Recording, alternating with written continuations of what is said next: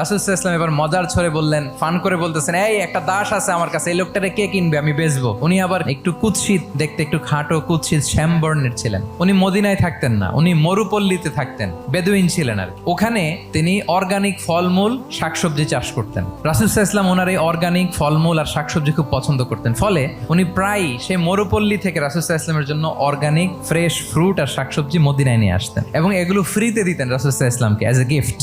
আর কিছু শাকসবজি ফলমূল তিনি মদিনার বাজারে বিক্রি করতেন। তো একবার তিনি এসে রাসূল সাল্লাল্লাহু আলাইহি ওয়াসাল্লামকে অর্গানিক এই ফ্রুটগুলো দিয়ে বাকিগুলো মদিনার বাজারে বিক্রি করতেছেন। রাসূলুল্লাহ সাল্লাল্লাহু আলাইহি ওয়াসাল্লাম বাজার ভ্রমণে গেলেন, যে দেখে ওই তো জাহের, তো ওনাকে দেখেই রাসূল সাল্লাল্লাহু আলাইহি ওয়াসাল্লাম পিছন থেকে এরকম ঝাপটে ধরলেন। উনি তো আর দেখতে পারতেছেন না কে ধরলো, উনি বলে মান হাদা আরসিলনি, এই ছাড়ো ছাড়ো। যখন পিছনে ফিরে দেখে আল্লাহ রাসূল সাল্লাল্লাহু আলাইহি ওয়াসাল্লাম এখন আর ছাড়াছাড়ি করে না, এখন ওনার পিঠটা রাসূল সাল্লাল্লাহু আলাইহি ওয়াসাল্লামের বুক মোবারকের দিকে আরো লাগাই দিচ্ছে। এইভাবে ফান করে বলতেছেন, এই একটা দাস আছে আমার কাছে, এই লোকটারে কে কিনবে, আমি বেচবো।